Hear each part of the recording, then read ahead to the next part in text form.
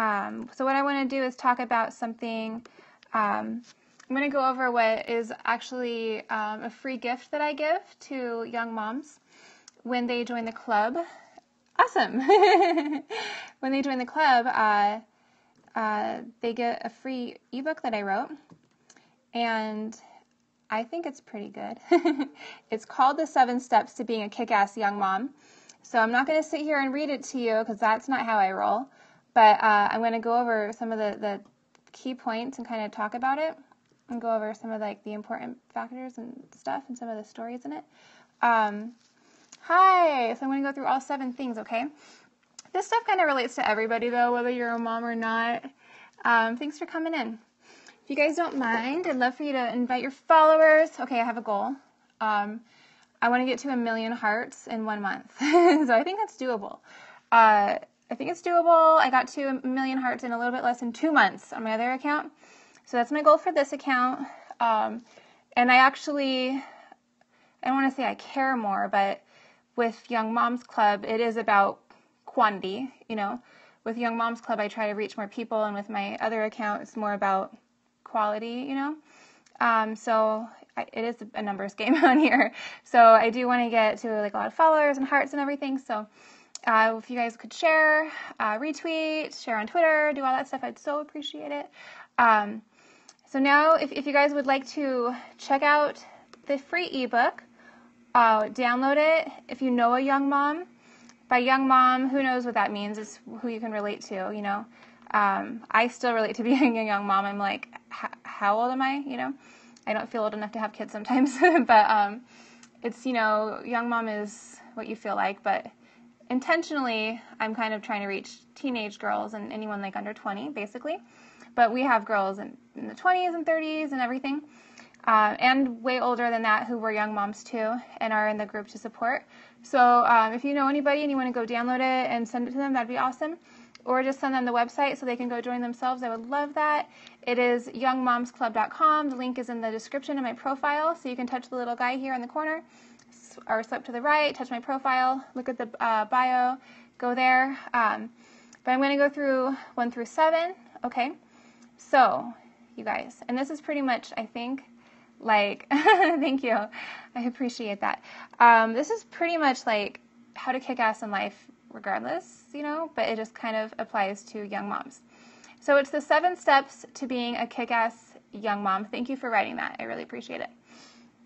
Now, the first one is to give yourself a pat on the back, or in other terms, like give yourself some appreciation, a round of applause. When girls get pregnant young, you know, let's say as young as 14, 15, usually they feel shame, and that's kind of what everybody is putting on them. But really, they made a really courageous decision to keep the baby, you know, and that shows a lot about themselves, you know. So that's, to me, a girl who decided to make that decision that's amazing, you know. So one thing is to already think like, I'm kind of a badass, you know, just to be at that point, okay? So then I kind of go into that if you're at this part in your journey, you probably have experienced being a little bit scared. They have adult boyfriends that flee, or they have young boyfriends that flee, or they have oftentimes what happens is they have really young boyfriends whose parents flee, and they force the boyfriend to flee. So there's a lot of things that could happen, or they don't know who the father is. You know, there's so many things that could happen for sure. So especially if they're in that kind of situation where they're alone and they keep the baby, that's one bad bitch, right? So yeah, like she's pretty hardcore. That's awesome. So usually they're feeling kind of scared, and if they weren't feeling scared, she'd be a freak of nature, right? So the unknown is scary. And, you know, it doesn't mean it's dangerous. It doesn't mean that she's going to die. It just means that people are afraid of things that they don't know. That's normal, okay? And being a mom pretty much means that you never know what's next. Like, I still go through that. Everybody says, like, when does it get easier? I'm like, I'll let you know. I'll let you know. Because every single year, yeah, absolutely. Every single year, it's a different thing. I don't know how to raise an 11-year-old, and my daughter just turned 11, you know. So Thank you. Yeah, so I could tell you that, you get through the 2-year range and the 6-year. I didn't know that when she was 5, but you figure it out. And right now I don't know how to raise an 11-year-old. So I think I'll figure it out, So then, so yeah, you figure it out along the way. That's pretty much the number one, is to just say I'm awesome. And to, which kind of leads into number 2, right? And that is to tell the world to suck it. Okay? You got to tell the world to suck it, because everybody is going to tell you that you suck. And you're going to be just fine. Yes, I do. I have an 11-year-old and a 9-year-old. So as soon as you get pregnant, I swear to God, and every teen mom has pretty much confirmed this, it's like you get pregnant and all of a sudden, thank you, all of a sudden it's like the whole universe just comes together to tell you that you just ruined your entire life, right? Crazy. And even when they're trying to be nice to you, yeah, it's like an undertone of well, I wish you the best, and it's I know that you think that I just fucked everything up. Or you poor thing, what a shame. Well, I think you'll be just fine. Not a young mom. Totally, yeah. And you know what? I mean, we're not even talking about this, but there's older moms who are terrible mothers. I mean, obviously younger moms have a tougher time and there's obstacles, but let's be real. There's some great young moms and some really bad older moms. So it's not necessarily always younger versus older, but in general, the deck is stacked against you when you're younger. Right. Yep. Awesome. Yeah. And so then one of the lines that I kind of highlighted, because I liked it when you write something and you're like, damn, that was good. I wrote, because nobody in this whole world besides you knows what you're capable of. And that's true. People will always tell you the things that you can't do and what you're good at, but they don't know anything. If you feel like you can do something, you're absolutely right. And you might not even, are you asking me that question or Brandy? You might not even know what you're capable of, but you will get there. So if you keep on telling people who want to tell you what you're capable of to suck it, then you're going to get there. Okay? Now, number 3 is while you're trying to figure your stuff out and you're realizing all the things you have to do, you have to have gratitude for the things that you have and the situation that you're in, no matter what it is. Okay? So regardless of, yes, suck it. Regardless of what your situation is, how bad it is, I mean, your parents hate you, you might not know where you're going to stay, you don't know how you're going to afford it, medical bills and work situation and all of it. Things could be worse. They could be a lot worse. I mean, let's be real. There's starving kids in Africa, and there's war, and there's all this crazy stuff, Things could be a lot worse. So I know you're in a crappy situation, but let's put it into perspective. And so the best way to get things that you want is to show gratitude for what you already have, okay? And let's go into perspective a little bit, first world, even more.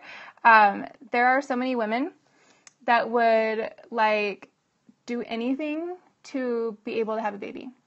And they would do anything to be able to change places with you. And they're probably really resentful when they see you because they've tried to have kids for a long time and they can't. And, you didn't even try and now you're pregnant.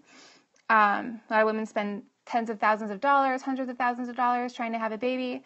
And then you were just given this special gift, a blessing. And that's what it is. It's a blessing, even if you don't know how you're going to figure it out.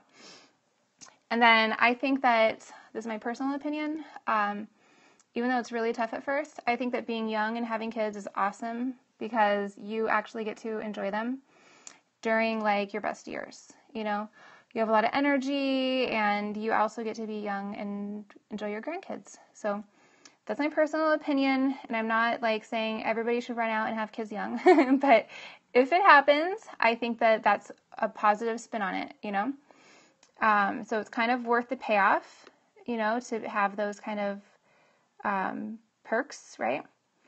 Now, number 4, the fourth thing that you have to do to, thank you for the hearts, you guys. Thank you so much. I think I'm a little closer to 1 million by the end of the month. The fourth thing you have to do to be a kick-ass young mom is you have to ditch your friends. Ditch them, ditch them. Almost there. I'm right there. Only 995,000 left to go. Okay, so I know that comes off like kind of harsh. And you probably don't have to ditch all of your friends. But I'm going to assume that any friends that you had, or at least most of the friends that you had before you got pregnant, at least most of them, are either a bad influence in some way, just won't get it. Yes, just won't get it. Aren't supporting you in the way that you need. They might think they're supporting you, but they're not, you know. They might not know how to support you. Or this is what happens is they think babies are cute and fun. They're so excited, you know, and they're there until the baby's born or a few weeks into it, and they realize that it sucks and you can't just go out anytime that you want to. And then all of a sudden you suck because you are stuck inside with the baby. Yeah. Thank you for all the hearts. So things change when you become a mom. All right. Oh, what happened? Something happened to my thing. It flipped around. Give me 1 second. Okay. I don't know what happened there. I'm going to reopen this. I need my notes. Okay. Okay. So things change for sure. That actually is like the number one biggest thing that I hear, especially in the Facebook group, is that nope, I don't have any friends. I don't have any friends. I don't have any friends. And that is why I created the Facebook group. I didn't have a group at first, and it was I don't have any friends, and I was like, here you go, you all have friends. There you go. You know, it's funny. I actually really want to get involved in sex education. I'll tell you something right now. Las Vegas is the number 1 highest rate of teen pregnancy. Okay, well, Nevada in general, and then of the nation, and then Las Vegas has the highest dropout rates. Okay, and Nevada is one of the only two states in the country that don't offer any type of, in any high schools, they don't offer any type of on-site childcare programs. Okay, so not only do we have the highest teen pregnancy, which turns into the dropout rates, but then when they get pregnant and have a baby, we don't offer any type. I'm not saying like every high school needs to have, you know, on-site childcare, but there's no options at all for girls to like take their kid to school and have daycare so they can graduate. Figure that one out, okay? Right? Yeah. So that's actually kind of my mission. But I'm like, I'm kind of going with my daughter. So I'm really involved in their school. And she's going to 6th grade now. So as she gets a little bit older and I get like involved in it, that's what I want to tackle for sure. Oh, you did? I was born and raised here. Yeah, so it's crazy, right? Nuts. Yeah, so, and a lot of friends, like, just, they don't relate to you anymore. So, honestly, like, if there's, like, you have 5 good friends, probably like one person might, like, still be around, like, you know, later on or whatever. Then I put, in this ebook, I, like, put a video inside of it because it's a PDF. I linked to, I know. Exactly. Totally. Yeah, well, they want pro-life for the fetus, but not pro-life for the baby after it's born. Then it's on its own. You're good. You're done. Take care of yourself. Yeah, for sure. Don't get me started, okay? So then I put this video that's all about it's called Are Other People Bringing You Down? You can watch it if you go to our YouTube channels. Yep. Don't give condoms or anything. Just good luck out there. But if you make a mistake, you don't have any options. And basically the thing I say in this video, and this is why it's so important. This is one of my, actually, it's really funny with YouTube. Like some of the videos that aren't that important messages will get like hundreds of thousands of views, you know? And then some that are like I'm like, this one's going to go big, because it's really important to hear. We'll get like a few hundred or whatever. But it's called Are Other People Bringing You Down? And it's how to like judge if you should keep someone in your life. And it's like you have to wager if a person is bringing you up or if they're bringing you down. And you got to figure like someone like my children, they don't bring me up necessarily. Like they cost a lot of money and they stress me out, and they make a lot of work for me, but still they bring me up, Then there's like people that are constantly bringing me down, and anytime they call, it's like going to be something else, and like I can't have a conversation with them without like my energy depleting. Those are people you cut out of your life, Then there's like someone like my sister who I love, whatever, and if she could call me and have a flat tire, I'm going to leave and go help her, And that could happen all the time. It's not like she's bringing me down because of it, But you have to judge like who brings you down, and the people who are like energy suckers and who are constantly bringing you down, you have to cut out of your life. That's just, doesn't matter how long you've known them, doesn't matter if they're family, it doesn't matter any of it. People will bring you to their level.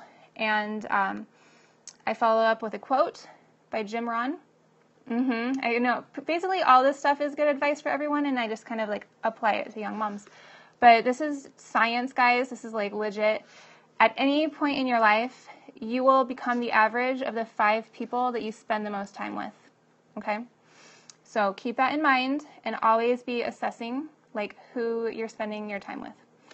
And that could be, to me, I'm like, okay, I'm always with my kids, so that's probably why I'm silly, and like young at heart. If you were never ever around kids, you probably wouldn't be like, like that. You always have to evaluate. If you only hung out with like really smart business people, you'd be boring, so you have to watch that too. But you got to evaluate like who you're spending your time with, right? So the number 5 to being a kick-ass young mom is that you need to find the funny in whatever mess you're in, okay? So this is something weird about me, but people always think I'm like crazy because I laugh at horrible things. Like anytime like something horrible happens, I just like laugh like a lunatic. But like it's like really good therapy. People are like, "Why are you laughing?" And I'm like cracking up, like laughing like, "How is this possible?" Like almost like there's no way this is real life. This is my life. I can't believe it. Like of course this would happen to me. Like why wouldn't it? And they're like, "Are you seriously laughing? You should be crying hysterically. You should be like bawling right now that this is happening." And then also another like kind of like side note I like to think is that I like to think like this is going to be a really good story to tell one day while I'm like laughing and trying not to bust into tears, So example, when I left my husband, you guys, this is, how old am I?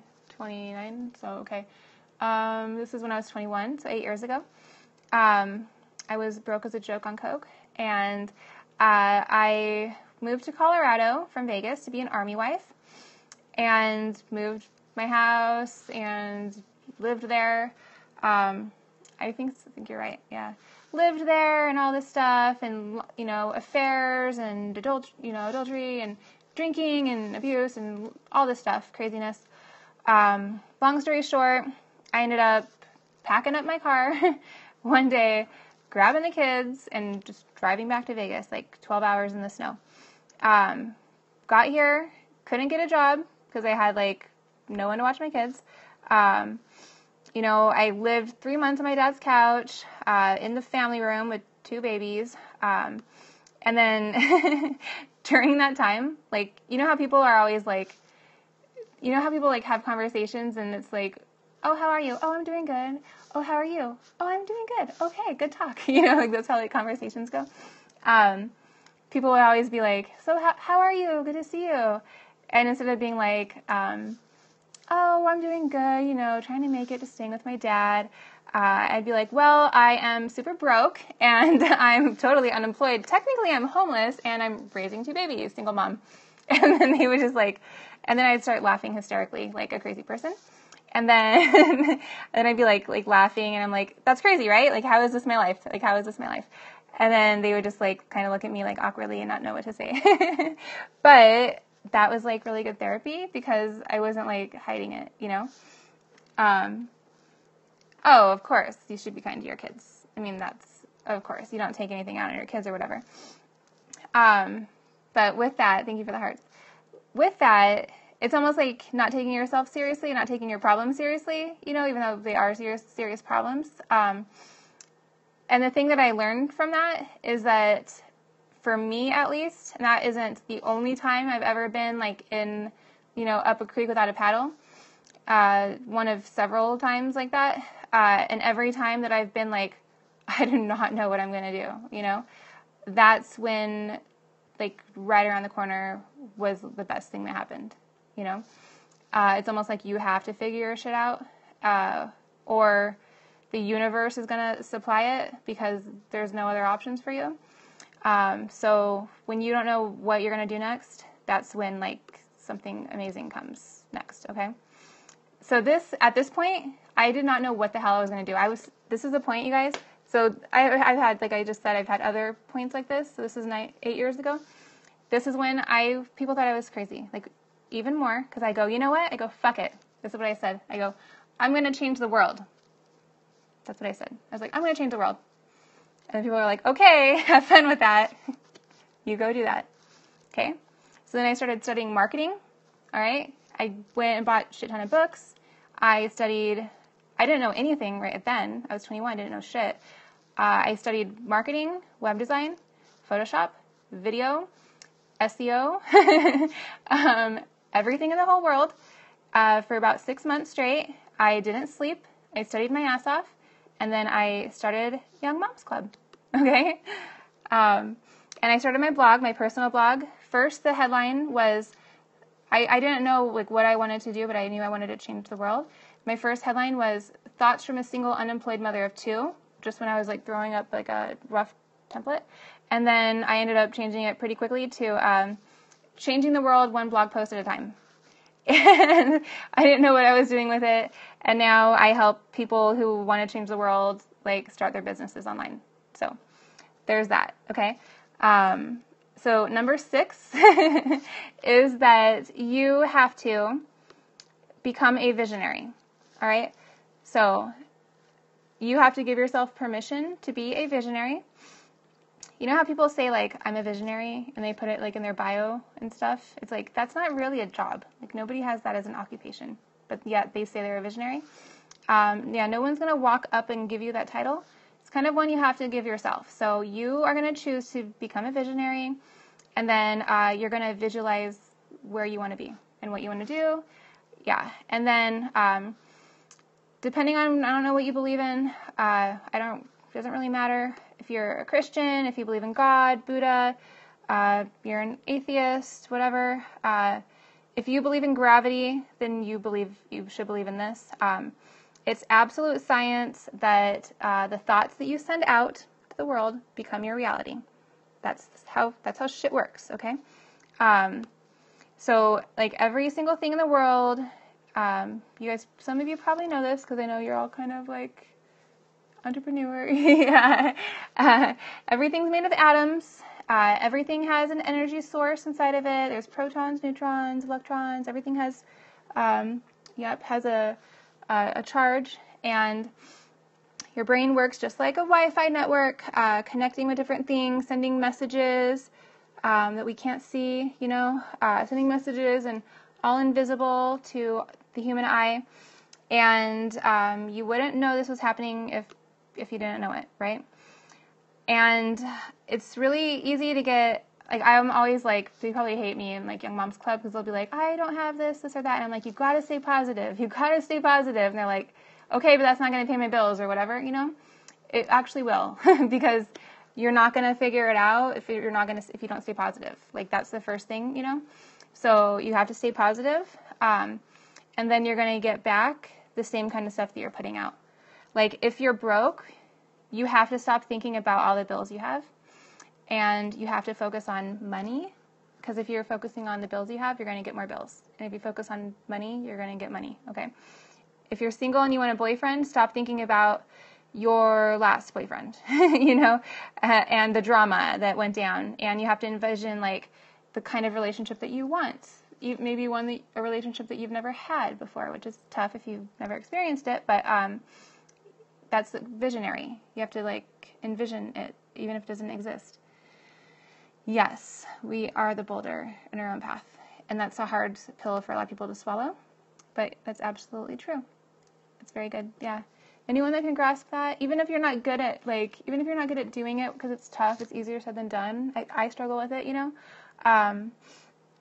It's much harder than it seems, but anybody that can like at least grasp that that's how it works and keep trying, will do well. You know, that's the most important thing. And then the last step to being a kick-ass young mom is just to go get it. The biggest reason why people don't go after things that they want is because of fear. Yeah, so there you go. Courage.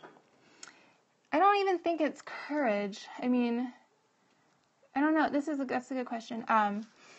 So I didn't put anything in here about courage because I don't think people have courage. I think it's just ignoring the fear, you know, because everybody has fear.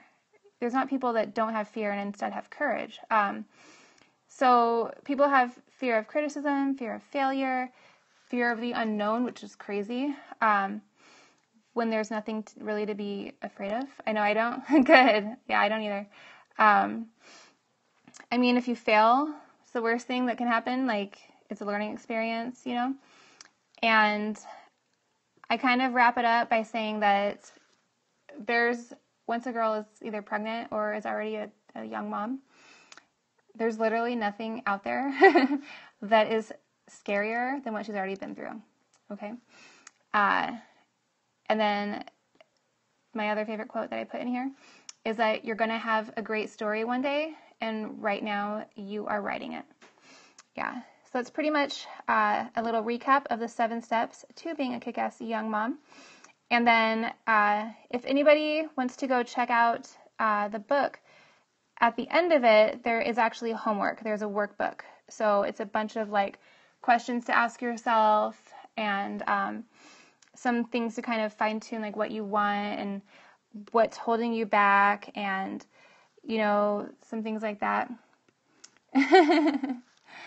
Yeah, well, I don't know. I think you don't have to be fearless. You just have to act in spite of the fear. A lot of really big speakers and singers and stuff say that they always feel fear still after their whole lives of performing on stage. They feel it, you know? So they're not fearless. They've just learned to act in spite of the fear. That's kind of how I feel too. I still feel like weird about pushing broadcast or getting on stage, you know, or whatever, but it's just like, whatever. Like, it's not going to kill me, you know? So act in spite of it. And then that's your little lizard brain holding you back for no reason. It's silliness. Yeah, so at the end of this book is a cool little workbook. It really does. I would rather have, like, made mistakes and have regrets, you know? Like, I'm totally fine with, like, making a fool of myself or being like, that was a bad decision, you know? But I hate having regrets and being like, what if? I'm like, I bet that was a time that would have totally paid off, and it probably wasn't, you know?